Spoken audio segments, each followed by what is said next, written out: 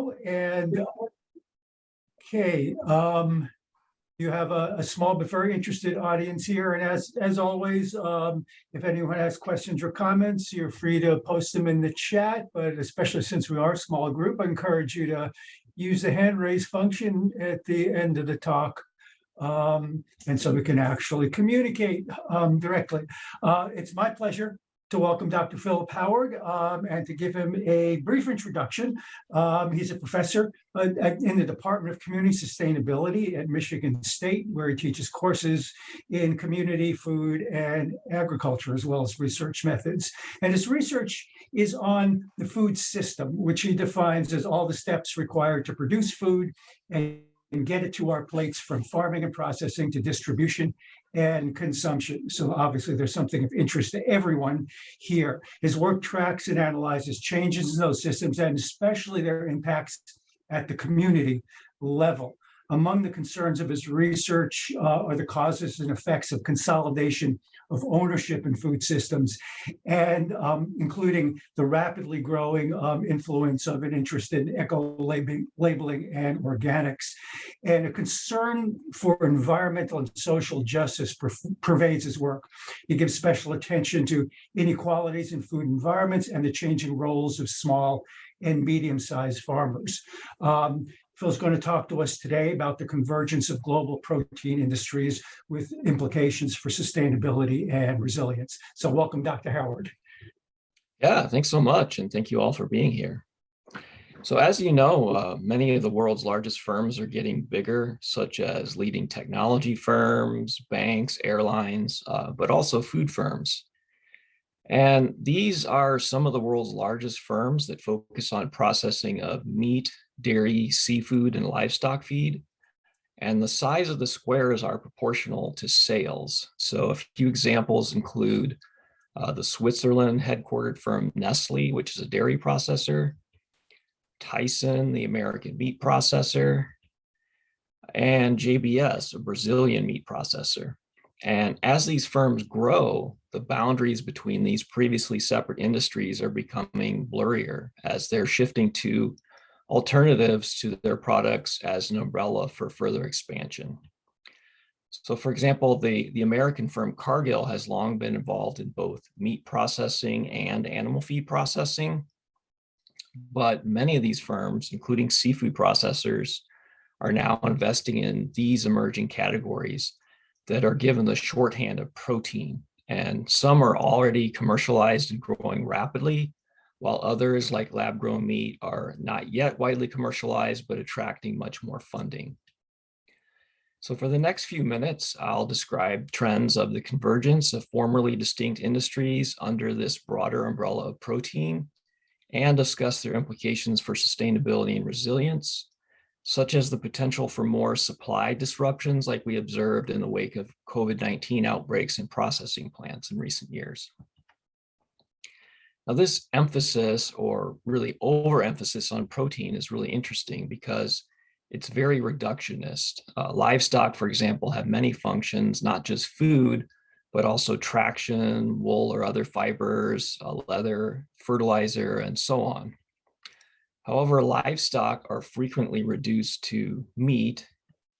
And even though meat and dairy and eggs have numerous nutrients, they were frequently reduced to the one macronutrient of protein, to the point that not only food industry executives, but an increasing number of scientists and nonprofit organizations refer to cattle or chickens as simply protein, thus ignoring their other functions and other nutrients when these products are consumed as food, such as fat, vitamins, and minerals. And this is recreating a mistake made half a century ago, when development efforts from the 1950s to the 1970s claimed that there was a global protein gap or crisis and focused on providing protein-rich foods. But in 1974, Donald McLaren pointed out how problematic this was, and he called it the Great Protein Fiasco. But even 50 years later, little has changed. Aya Kimura, in her book Hidden Hunger, notes that privileging a particular substance as defining the problem or charismatic nutrients, and providing solutions that are highly simplified nutritional fixes has been a constant theme in the history of global food interventions. So here are some global maps that show the adequacy of a number of nutrients as of 2010, and blue represents highly adequate and red represents inadequate. So at the top left, you see carbohydrates, and then just to the right of that is protein. So protein is below adequate in just a few countries in the global south, which are also inadequate in many other nutrients. And protein deficiency is actually pretty rare. So what we see is not a protein gap, but a food gap. And in fact, most people in high income nations consume too much protein. But this hasn't stopped most of the leading meat processors, such as Cargill and Hormel, from describing themselves as protein companies. Tyson has even trademarked the term the protein company. And calls for a protein transition are also coming from industry alliances, civil society organizations, and scientists. And although these are often rooted in concerns about livestock's environmental impacts, the advocates of such a transition are arguably reinforcing the need to produce and consume various high protein foods in increasing quantities with less concern for the how. And this focus on protein is a convenient banner for large firms to expand beyond existing boundaries, such as meat processors first taking over direct competitors of the livestock species that they focused on, then expanding into other species of livestock, and then into farmed fish, plant-based meat alternatives, and lab-grown meat. So here's a timeline of ownership changes from 2011 to 2020, showing some of the world's largest dairy firms in light green. And you can see all these firms have acquired competitors in dairy. But plant-based firms are represented with darker green. And if you look closely, you can see that all of the European headquartered firms, Nestle, Unilever, and Kerry Group, have acquired plant-based meat substitute firms beginning in 2017. And here's some more timelines for the meat processor JBS and the aquaculture firm Maui, formerly Marine Harvest. They've also grown through acquisitions. In fact, Maui recently hired a former executive of Coca-Cola, focusing on a 35 billion euro effort to establish brand loyalty and habits for salmon and to increase advantages over other firms. Now, here's a plot that's a little bit complicated, but it shows the largest publicly traded firms in the higher protein space. And the size of the circles is proportional to annual food sales. And that x-axis is market capitalization. So you see Nestle far out to the right at almost 350 billion US dollars, Unilever in the middle at 150 billion. But the y-axis shows the growth in market capitalization relative to the S&P 500. And the Chinese dairy firm Yili Group is the highest, followed by another Chinese dairy firm, Mengnui. And JBS and Tyson, you can see, have also exceeded the S&P 500. And what's really interesting is Maui has a really high market capitalization relative to annual food sales, which reflects expectations of strong growth in the future. Another trend is that common ownership of these firms is also increasing, and this refers to institutional investors becoming the largest shareholders in multiple firms within the same industry. So here you see the percentage of shares held by 6 of these institutional investors, and I'll zoom in on meat processing. So BlackRock is in blue and Vanguard in green. They have shares in all of these firms. And then 4 other institutional investors have sizable shares in the US firms. And there's currently a debate about how much this trend further reduces incentives to compete and results in higher prices for consumers. But the same firms are also invested in dairy at the top and then animal feed at the bottom, and also dominated by BlackRock and Vanguard. Not shown here is Cargill because it's privately held, but it's involved in both animal feed and meat processing.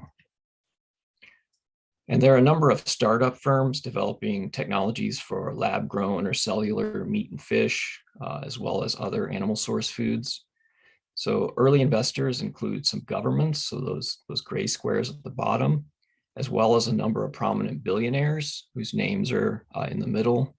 including Bill Gates and Richard Branson, and then a number of food and agricultural firms such as Tyson and Cargill. And this graphic is from the end of 2020, and it's quickly become outdated.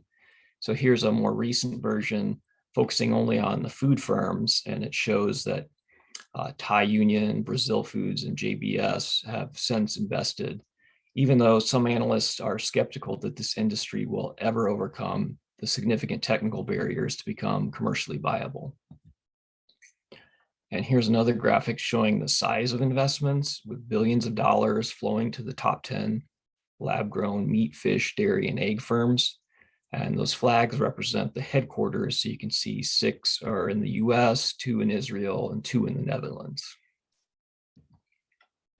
And many of the latest plant-based meat substitutes already rely on energy-intensive hyper-processing to produce key additives, as well as sourcing plant ingredients from industrial systems.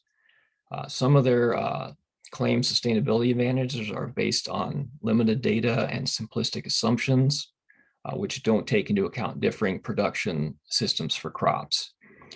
This trend could also reinforce center of the plate dietary patterns, which we're seeing in many markets, isn't significantly reducing meat consumption even as sales of these products increase. And I want to focus on the growth of JBS in more detail. So here's a map of where their acquisitions have occurred since 2005. You can see activity on nearly every continent, making it now the world's largest meat processor. And even though the firm hasn't made acquisitions in Asia yet, it does have alliances with large firms such as COFCO and WH Group to sell its branded products there. And this firm started in Brazil with a focus on beef, but made acquisitions throughout South America, North America, Europe, as well as Australia. And these Australian subsidiaries are quite important to the firm's growth. They allowed JBS to continue to sell beef to the EU when exports from Brazil were restricted back in 2008, and as well as to China, which more recently has had some temporary bans on Brazilian beef. And here's a list of nearly 100 brands that the firm controls globally. And I've circled organic brands in red. Some of their other brands represent additional apparent alternatives such as grass-fed meats and plant-based meat substitutes, which gives consumers an illusion of many more choices. Their large competitors are also heavily emphasizing branding and touting to their investors that they're turning what was formerly a commodity into something for which consumers will pay a premium price. So why was JBS able to make all these acquisitions? What we knew was that the Brazilian government implemented a national champion strategy in the 1990s and invested in some of the country's largest firms, particularly in the meat sector, due to its world-leading position in exports of these products. So 2 government-owned banks controlled about 25% of the firm by 2017. But what we didn't know until a government wiretap investigation into allegations of tainted beef was that bribes contributed to these deals. And 2 of the founders' sons, the chairman and CEO, confessed to crimes in exchange for immunity. They admitted spending $220 million bribing at least 1,800 politicians. And this was in addition to legally spending more on campaign contributions than any other firm, even though they were partially owned by the government. And one of the sons said that without the bribes, it wouldn't have worked. It wouldn't have been so fast. They wore a wire when meeting with the president of Brazil at the time, who encouraged JBS to continue making bribes. The outgoing president allegedly received $11.5 million from JBS. And then the 2 sons went to prison for 5 months for other illegal activities that were supposedly not part of the deal. In addition, the firm was levied $3.2 billion in fines. So to help pay for these fines, they sold their division Moy Park to Pilgrims. And this was allowed by regulators, even though at the time JBS owned about 75% of Pilgrims. And then in August of 2021, they announced they were going to fully acquire Pilgrims and increase the stake to over 80%. But the offer of about $6.5 billion was rejected by the Pilgrims board as too low. And also last year, JBS spent more than $2 billion US dollars to acquire all those firms you see at the bottom, including Vivera, European plant-based meat firm, Huon, which is an Australian salmon aquaculture firm, and then Biotech Foods, which is a Spanish lab-grown meat firm. So in other words, the scandal and fines haven't slowed them down very much. And one defensive response from the other two Brazil headquarter meat giants, Marfrig and Brazil Foods, or BRF, is that they have held merger talks in recent years and were recently allowed by regulators to move much closer to this outcome. And Marfrig was already allowed to acquire more than 80% of the fourth leading beef processor in the US 2 years ago. And this graphic shows how dominant these firms are in the US market for these types of meat. WH Group has by itself 25% of the market for pork. And then JBS is #1 in beef and #2 in pork and chicken. And then Tyson is #1 in chicken, 2 in beef, and 3 in pork. And you see the share held by the four firms combined. And then at the bottom is the figures for 1976 for comparison. And this is important because institutional economists suggest that if four firms control 40% of or more of a market, it's much more conducive for price signaling. One firm can just signal an intention to raise prices and the others will benefit from following suit. And Cargill had previously sold its pork division to focus on beef, where it is ranked #3, but recently proposed to acquire a third-ranked Sanderson in chicken. So 2 months ago, Elizabeth Warren and 12 other lawmakers drew attention to this plan and urged the Department of Justice to scrutinize this deal. And they are among people noting that these trends are making food more expensive and less accessible for many people. As one example, all of the leading meat processors in the US, which are also global companies now, they allegedly share data through a firm called AgriStats to coordinate supplies and increase prices for consumers for beef, pork, chicken, and turkey. And last year, Biden's office noted these allegations. They've already resulted in hundreds of millions of dollars in fines and settlements and class action lawsuits. But also, these firms reported record levels of income in 2021. So Biden has suggested a need for better enforcement of antitrust regulations and to revitalize competition, but there hasn't been much substantive change to this point. And organizations that represent producers have also raised complaints about the increasing power of these firms and the growing price spread, which means not only increasing prices for consumers, but lower prices paid to producers. And this contributes to driving them out of business, putting not only processing, but also farming and ranching into fewer and fewer hands. But some people are benefiting from these trends. On the left is John Tyson, former CEO and chair of Tyson Foods with a net worth of $2 billion.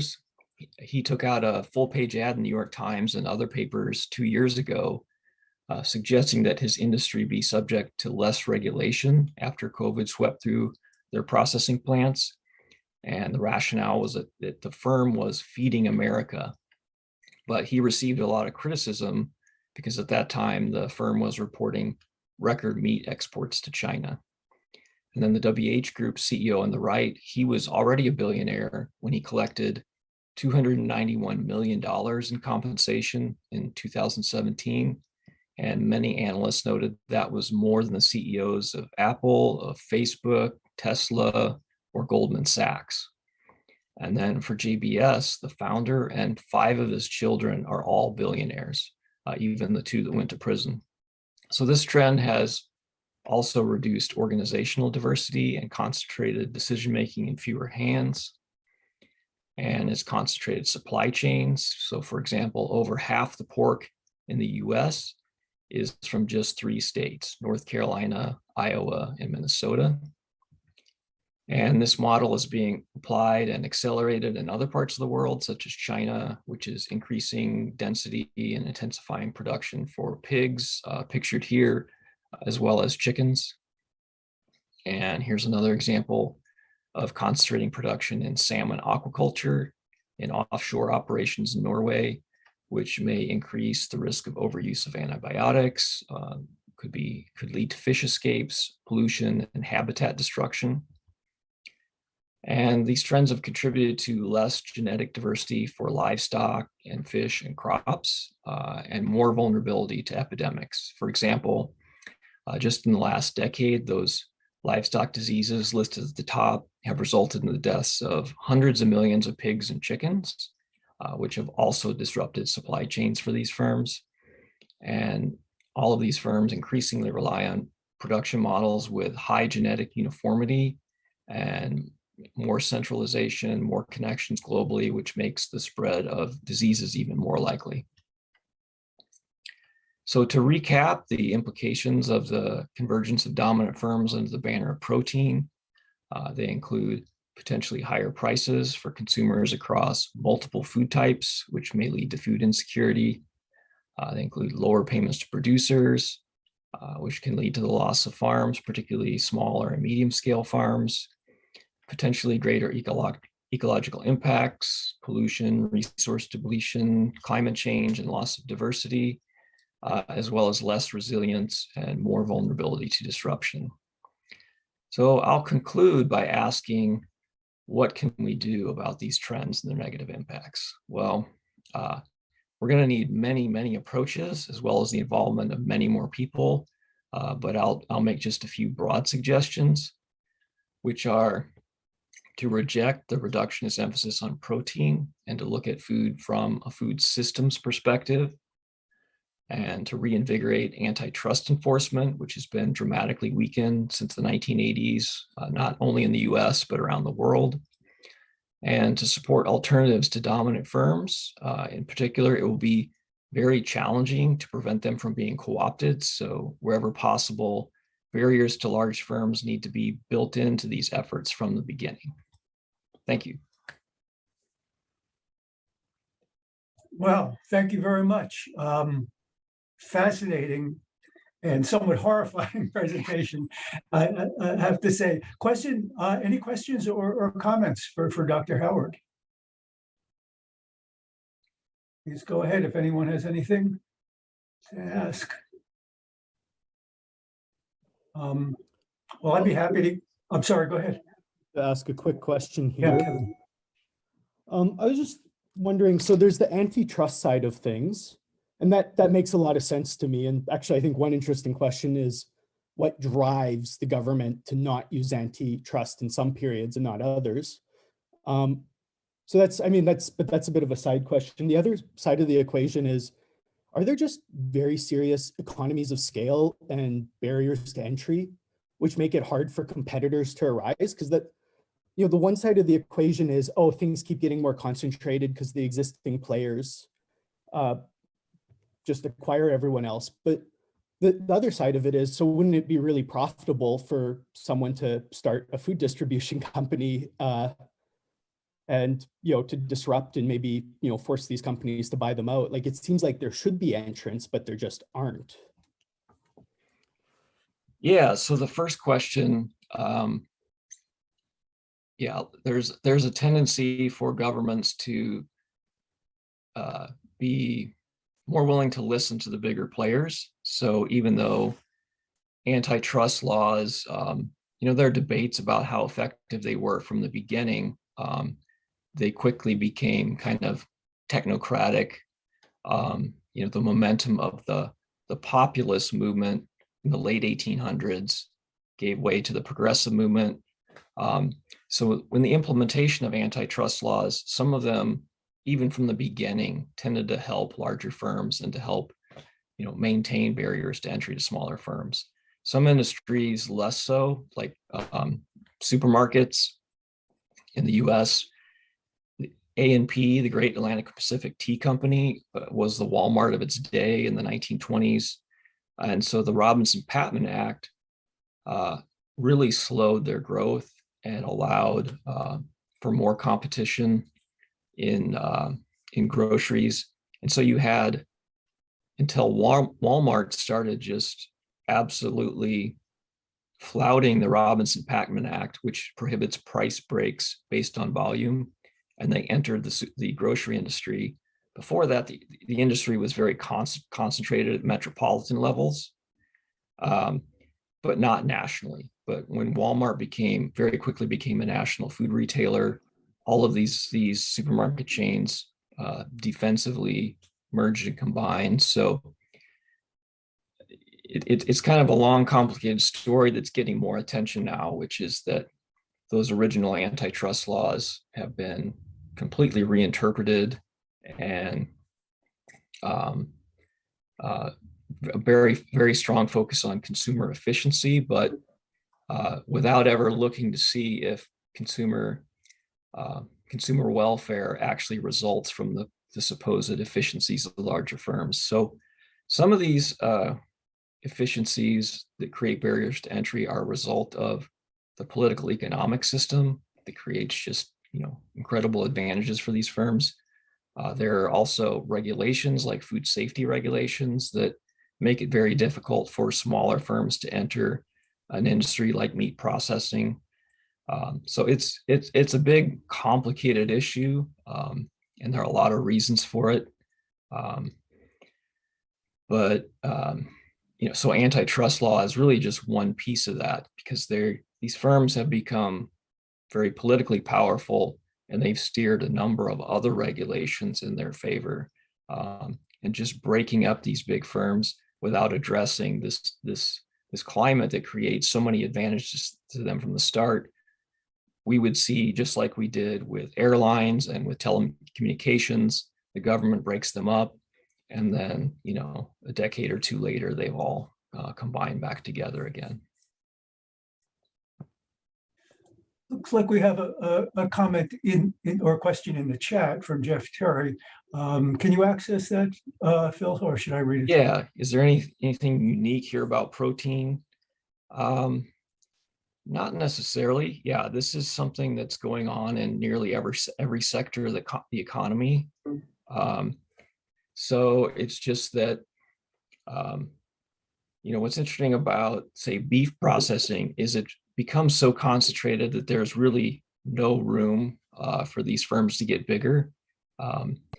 As weak as antitrust law is, those 4 firms that control 80% of processing probably wouldn't be allowed to buy each other out or to merge. So they have to look to other sectors of the economy to grow.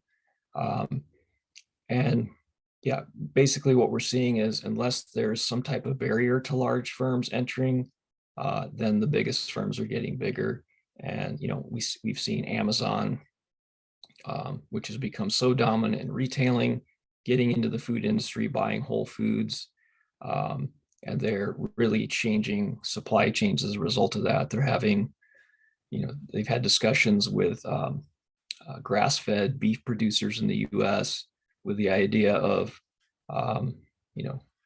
offering that product to customers probably at below their costs for many years, which will prevent, other retailers from being able to, access that market. So we've seen Amazon as, a good example of a company that's willing to be very aggressive in driving competitors out of business.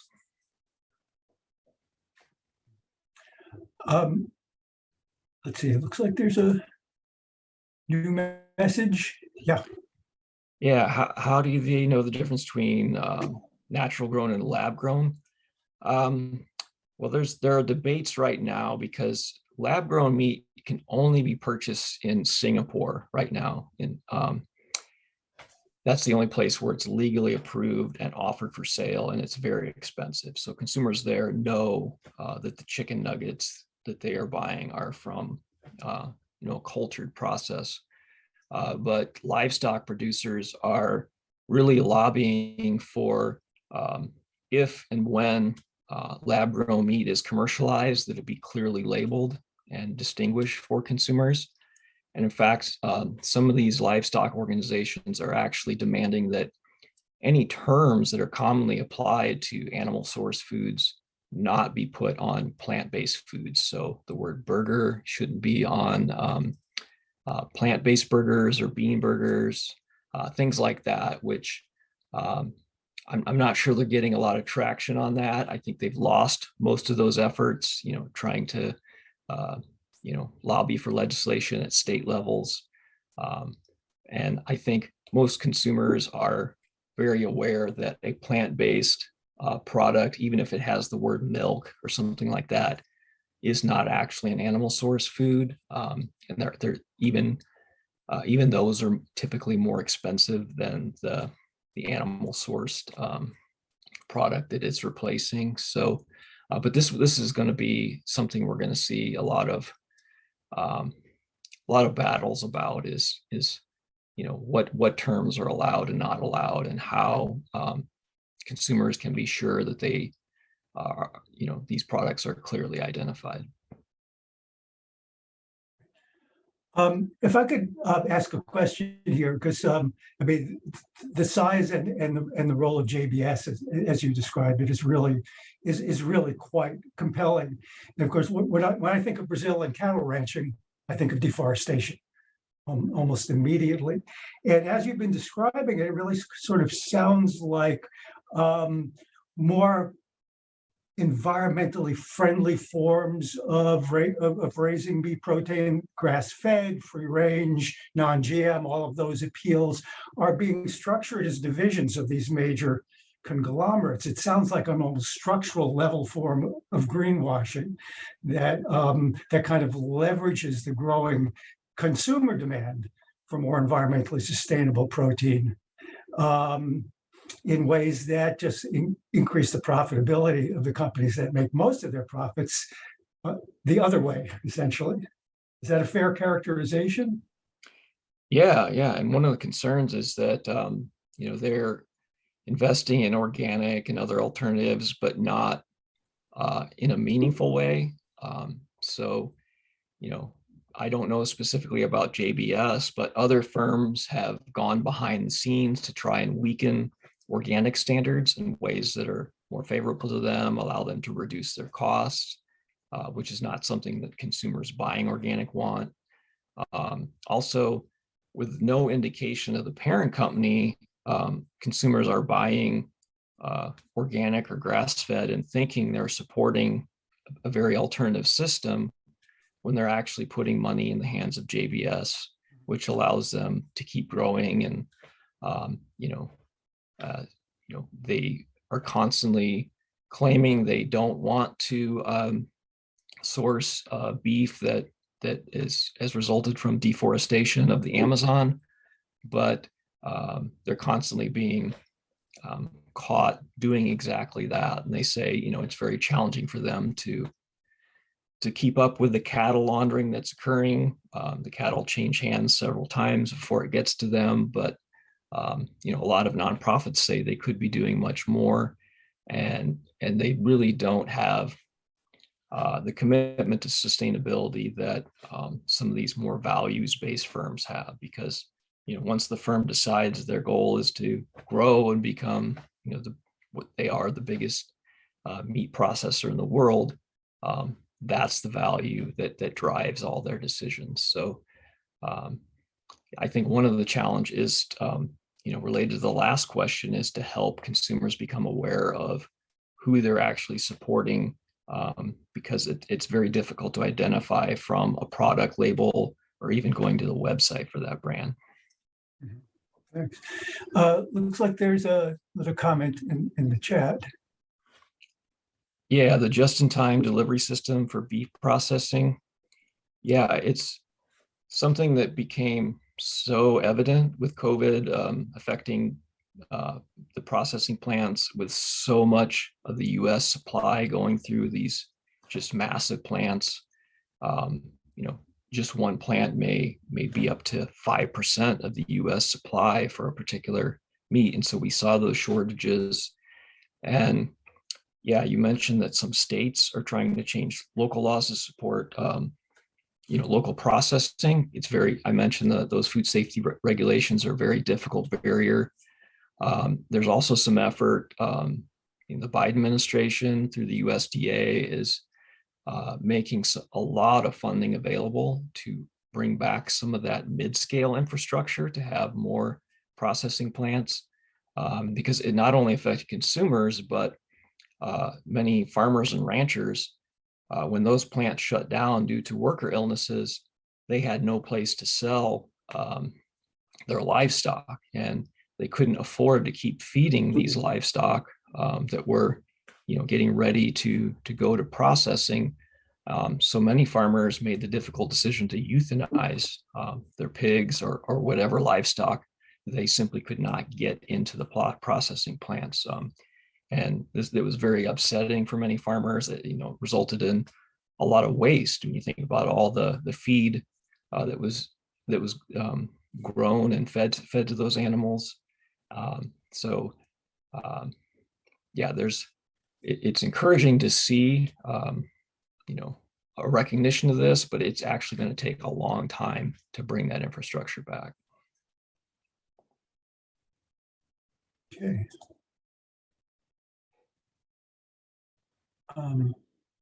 Any other comments or questions? Okay.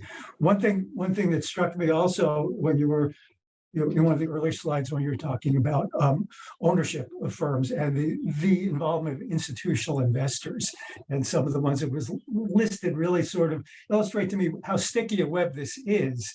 Our 401ks and 401bs in Vanguard, Fidelity were on your list. Give us all, so many of us, unbeknownst to many of us, an ownership share in what's going on, and wonder how this affects the politics of any sort of change that you'd like to see.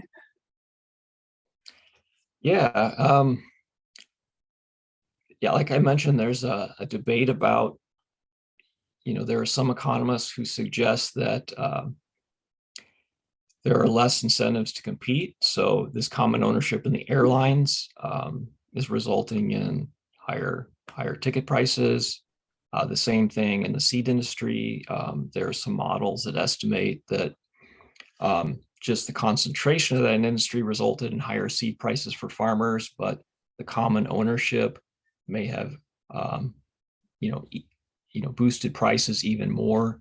But there are other economists who say these are simply big firms that are investing in everything, and they don't really have much say in what these firms are doing. And then there's pressure from some people to say, okay, BlackRock and Vanguard and these firms, they do own so many shares, they should be pushing these firms to do things that are more sustainable and so on. So yeah, I don't know,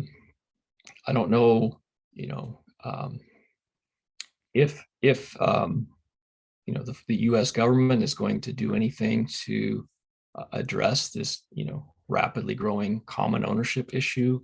And I think it's going to take more research to make the case that there are negative impacts from this that policy hasn't caught up with. Mm-hmm. Yeah, good point. I guess it does open a window for shareholder activism, but the record on the effectiveness of shareholder activism in general is not very strong, as I understand it. Yeah. Any other questions or comments for Dr. Howard?